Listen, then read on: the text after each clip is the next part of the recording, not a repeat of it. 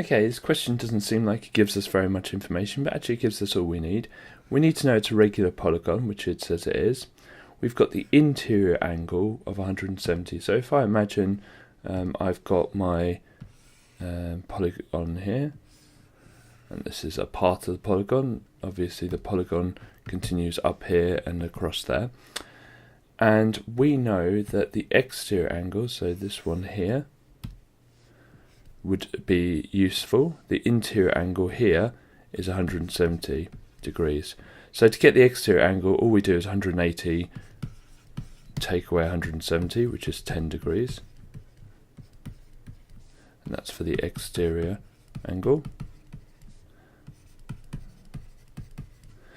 So if the exterior angle is 10 degrees, we know all exterior angles add up to 360. So we do 360 divided by 10, because each one is 10 degrees.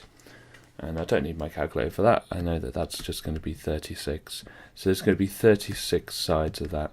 So if you're given an interior angle on a regular polygon, just take it away from 180 degrees to find the exterior angle, and then do 360 divided by the exterior angle to find how many sides the polygon has.